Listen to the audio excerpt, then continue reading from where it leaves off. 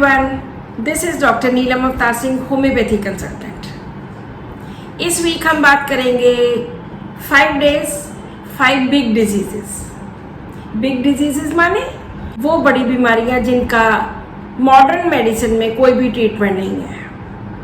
उनको पैलिएट किया जा सकता है, सुप्रेस किया जा सकता है, लेकिन मॉडर्न मेडिसिन में उनके लिए कोई भी सच मेडिसिन नहीं है कि जिससे वो क्योर कर सके इन बीमारियों को।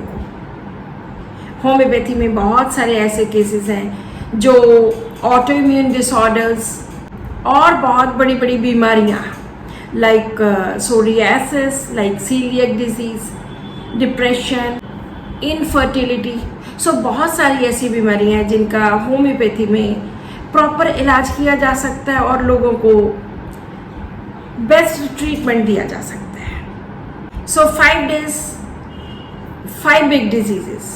आज हम बात करेंगे सोरियासिस की। पहला दिन, पहली बीमारी सोरियासिस। ये एक स्किन की ऐसी प्रॉब्लम है जो सालों साल पेशेंट्स को बहुत तंग करती है। इसमें स्केल्स बनते रहते हैं, सेल्स ग्रो होते रहते हैं, पेशेंट के इतनी इचिंग होती है और साथ में स्केल्स शेड ऑफ होते हैं, गिरते रहते हैं।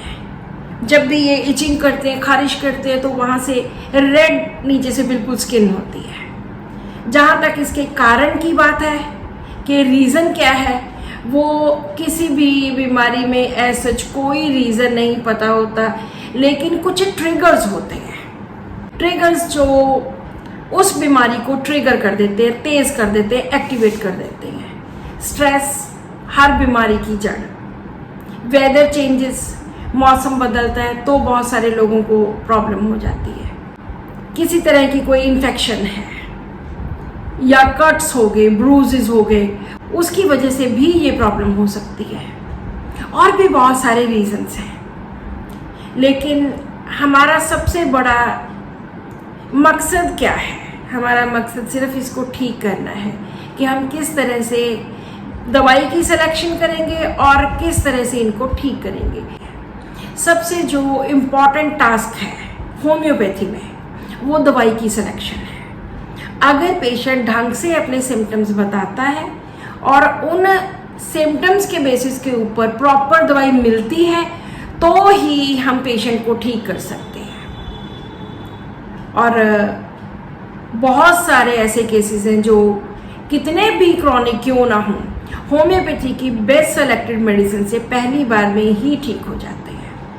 आज हम 2 या 3 केसेस की बात करेंगे कि किस तरह से हम सिम्टम्स लेते हैं और किस तरह से इन पेशेंट्स को ठीक किया जाता है। सबसे पहले एक पेशेंट है, अबाउट 10 साल पहले वो मेरे पास आए थे, male patient, about 50 years age पे, और उनके हाथों में बहुत सारे इरप्शंस हो रखी थी और बहुत सारे पैचेस बन गए थे, रेड रेड पैचेस थे, क्रैक थे। वो हर टाइम वैसलीन या कोई ऑयल कुछ लगा कर रखते थे।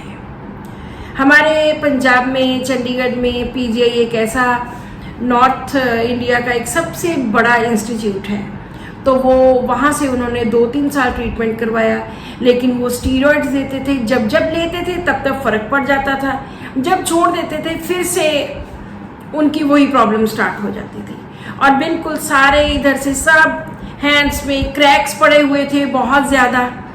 तो वो मेरे पास आए, और हमारे होम्योपैथी में हम किस तरह से केस लेते हैं, क्या केस टेकिंग में इम्पॉर्टेंट है, वो सबसे ज़्यादा ज़रूरी है। फिजिकल सिम्टम्स हम इग्नोर कर सकते हैं, लेकिन पेशेंट की साइकी वो हमारे लिए ज़्यादा इम्पॉर्टेंट है।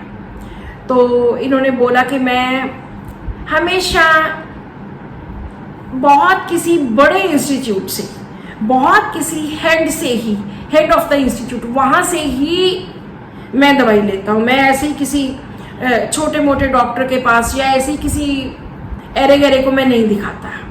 मैं हमेशा किसी को, कोई बड़ा डॉक्टर हो, बड़ा इंस्टीट्यूट हो, वहाँ पर ही दिखाता हूँ। और मैंने पीजी में दिखाया, लेकिन इसका कोई भी ट्रीटमेंट नहीं हुआ। पेशेंट की हर बात में कोई ना कोई सिम्टम, कोई ना कोई रूब्रिक छिपा होता है। तो यहाँ पर ये बात करते करते भी वो मुझे कुछ इम्पॉर्टेंट सिम्टम्स दे गए। उसके बाद मैंने उनसे पूछा कि आप अपनी साइकी के बारे में बताइए, आप क्या सोचते हैं, कितना गुस्सा आता है, क्या आपका रूटीन है, वो सारा कुछ। तो गुस्से के बारे में उन्होंने बोला कि गुस्सा इतना ज़्यादा नहीं है, कभी आ जाता है 5-7 मिनट में, तो ज़्यादा मैं बोलता भी नहीं हूँ। और जहाँ तक मेरी रूटीन की बात है वो बहुत पर्टिकुलर है। मैं सुबह 6 बजे उठता हूँ और 6:15 बजे तक मैं पानी पीता हूँ, उसके बाद मैं सैर करने जाता हूँ, इतने बजे मैं ब्रेकफास्ट करता हूँ, इतने बजे ऑफिस जाता हूँ। उन्होंने पूरा एक दिन का अपना स्केड्यूल मुझे बता दिया। मैंने कहा जी आगे पीछे टाइम का, कहते नहीं जी मैं इतना पर्टिकुलर हूँ टाइम के लिए कि बिल्कुल भी टाइम आगे पीछे मैं नहीं करता, जैसा है बिल्कुल वैसा ही मेरा स्केड्यूल रहेगा। दूसरी बात, मैं कहीं पर भी मैंने जाना हो, कोई भी मैंने कोई एंगेजमेंट है किसी भी तरह की या कोई अपॉइंटमेंट है कोई भी, वो मैं बिल्कुल टाइम के अकॉर्डिंगली ही मैं जाता हूँ। ये नहीं है कि 10 बजे का टाइम है तो मैं 12 बजा दूँ, ऐसे नहीं।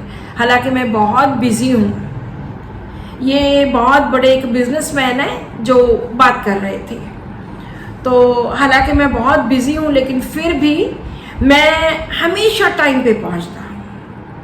और एक और मेरे बारे में इम्पॉर्टेंट बात है वो ये कि मैं खाने पीने में बहुत ज़्यादा ध्यान से खाता हूँ। जो चीज़ें अच्छी होती हैं, हेल्दी होती हैं, बस वही चीज़ें खाता हूँ। फ्रूट्स खाता हूँ, रोज़ पानी ज़्यादा पीता हूँ ताकि मेरी स्किन की प्रॉब्लम ठीक रहे।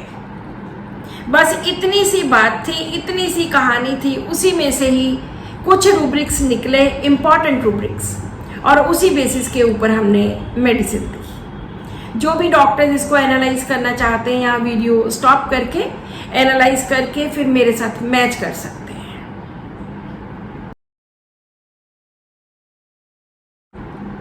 अब बात करते हैं इस केस के एनालिसिस की।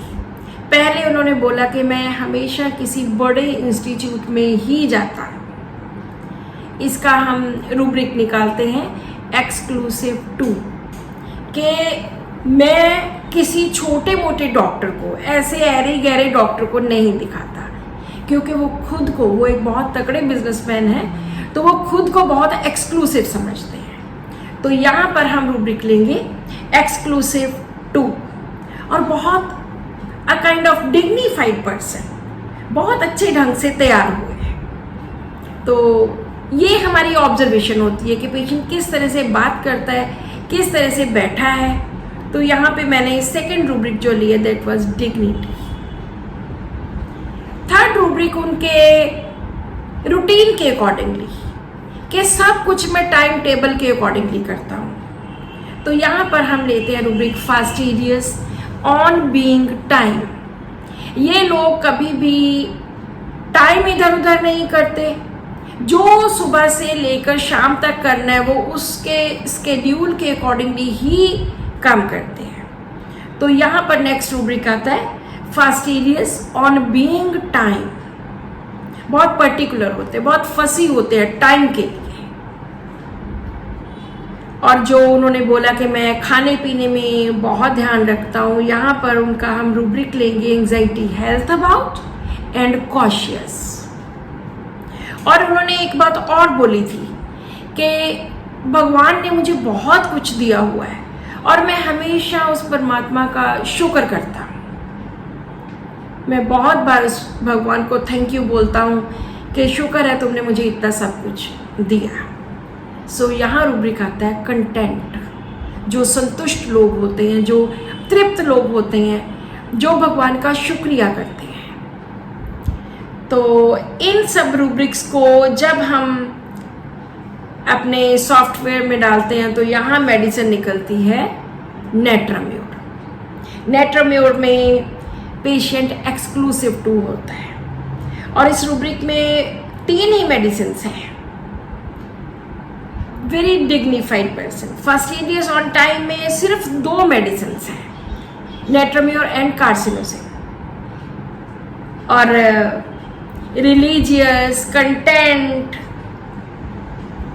fastidious, cautious, drinks and fruits like desires, इस सारे में नेट्रोम्योर आती है। अगर हम इरप्शंस इन जनरल स्किन में लेते हैं, इरप्शंस, स्किन इरप्शन, सोरियासिस, तो वहाँ पर भी नेट्रोम्योर है। और इन्होंने बोला, एक और बात बोली थी कि जब भी चेंज ऑफ वेदर होता है तो मेरी स्किन प्रॉब्लम बहुत ज़्यादा बढ़ जाती है, और चेंज ऑफ वेदर एग्रीवेट करेंगे तो उसमें भी नेट्रोम्योर है। सो अगर आप इस एनालिसिस को अभी देख रहे हैं तो उसके अकॉर्डिंगली नेट्रोम्योर उनको दी, 30 पोटेंसी में दी, और तकरीबन ये 1 साल इनका ट्रीटमेंट चला। 200 देन 1 ml रिपीट की, 3-4 बार रिपीट की, और 1 साल के बाद आज 8, 9, 10 साल हो गए, इनको कभी भी मुड़ के स्किन की प्रॉब्लम नहीं हुई। So this is a beautiful cure of psoriasis with नेट्रोम्योर। अब हम सेकंड केस की बात करते हैं। बहुत छोटा सा केस है। एक 7 साल की बच्ची को उसकी दादी मेरे पास लेकर आई, और वो बोले कि जब से ये पैदा हुई है तभी से इसको प्रॉब्लम है, और डॉक्टर्स ने ये पर्ची पे लिखा है कि ये इसको क्या प्रॉब्लम है। तो डॉक्टर्स ने उसको डायग्नोज किया था सोरियासिस। तो मैंने उनसे पूछा कि बच्चे के बारे में, इसके स्वभाव के बारे में बताइए, कैसा है, कहना मानता है, नहीं मानता। बच्ची थी 7 साल की, और डर वगैरह। तो उन्होंने बोला कि बिल्कुल कहना नहीं मानती, और बड़ी जिद करती है, अंधेरे से भी डरती है, और इंजेक्शन से भी डरती है, बहुत ज़्यादा डरती है। बस सिंपल सा, कई बार हमारे पास टाइम बहुत कम होता है, ज़्यादा डिटेल में नहीं जाते। यही 4 rubrics, disobedience, obstinate and fear dark, fear injured, इसमें सट्रामोनियम एक ही मेडिसिन आती है। तो पेशेंट को सट्रामोनियम 30 की 1 डोज दी, और हफ्ते में उसका जो सिर भरा पड़ा था स्किन इरप्शन से, इतना उसमें से डिस्चार्ज भी था, फ्लेक्स भी थे, ड्राइनेस बहुत ज़्यादा थी, डेंड्रफ इतनी ज़्यादा थी, तो वो 1 हफ्ते में बहुत ज़्यादा फ़र्क पड़ गया। और आप बिलीव नहीं करेंगे कि उसको कोई भी दोबारा मेडिसिन नहीं दी। वो सैक्लैक पर कम से कम 2-3 महीने चला, और उसी से ही वो बच्चा 100% ठीक हो गया। एक और केस की बात करते हैं, थर्ड केस, सोरियासिस। ये बहुत लंबा चौड़ा केस है, बहुत ज़्यादा बड़ा केस था, लेकिन मैं सिर्फ इसका जिस्ट बताऊंगी, इसका सिर्फ थोड़ा सा हिस्सा बताऊंगी। तो ये लेडी है अबाउट 50 इयर्स की, जिनको जब वो 10 साल के थे तब से सोरियासिस है, मतलब 40 साल से सोरियासिस है। और इन्होंने बहुत लंबी चौड़ी, बहुत पढ़ी लिखी फैमिली के थे, बहुत लंबी चौड़ी इन्होंने हिस्ट्री दी, 2-2.5 घंटे लगाए, और बहुत सभी अपनी ज़िंदगी के सभी पहलू शेयर किए। तो उनके जो 2 मेन रूब्रिक मैंने निकाले, पहला ये था कि इनटॉलरेंस ऑफ नॉइज। उनसे नॉइज, जो शोर शराबा है, वो कहते हैं कि मुझे बिल्कुल भी अच्छा नहीं लगता। अगर मेरे हस्बैंड भी चीखते हैं, चिल्लाते हैं, बोलते हैं, वो भी मुझे अच्छा नहीं लगता। ये बात कम से कम उन्होंने 4-5 बार बोली। पेशेंट जो भी बात 4-5 बार बोलता है, उस चीज़ को पक्का नोट कर लो कि ये होनी चाहिए उनके केस में। तो आज वो रूब्रिक ख़त्म हो गया हमारी रेपर्टरीज में से, लेकिन सिंथेसिस 5.1 में ये रूब्रिक है इनटॉलरेंस ऑफ नॉइज। उसमें 5 मेडिसिन हैं। और दूसरा इनका रूब्रिक था कि my mother in law, she has tortured me a lot mentally, कि जब भी वो आती हैं तो तभी मेरी प्रॉब्लम ये बढ़ जाती है।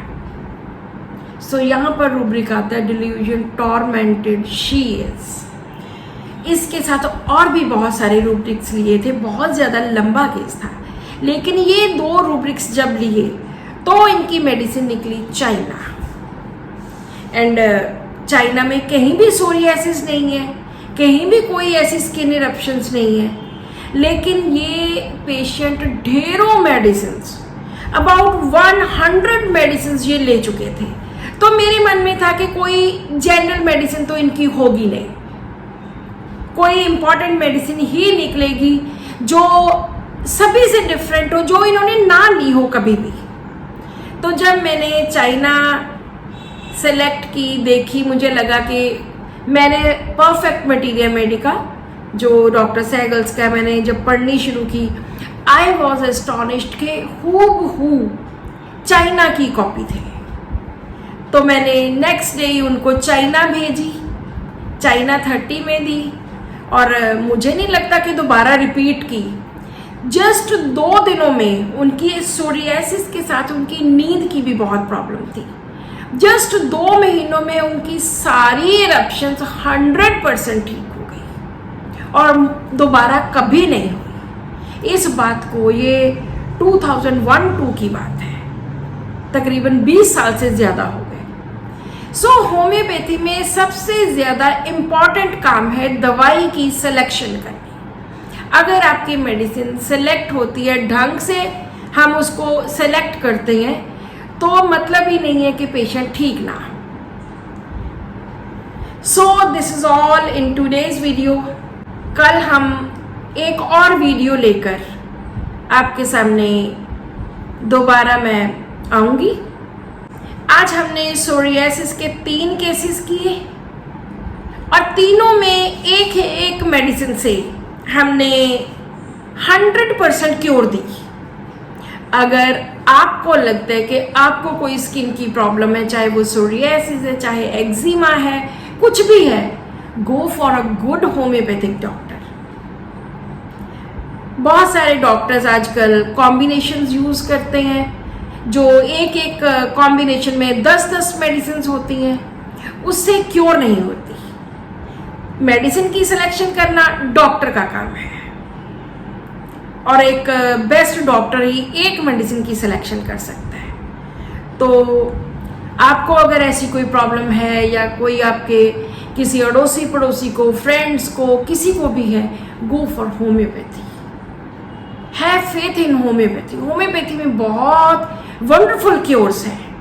आज के टाइम में तो होम्योपैथी में इतनी रिसर्च हो रही है कि बहुत नई नई दवाइयाँ आ रही हैं जिनको देकर हम पेशेंट्स को ठीक कर सकते हैं। सो this is all in first day of cases, 5 days, 5 big diseases.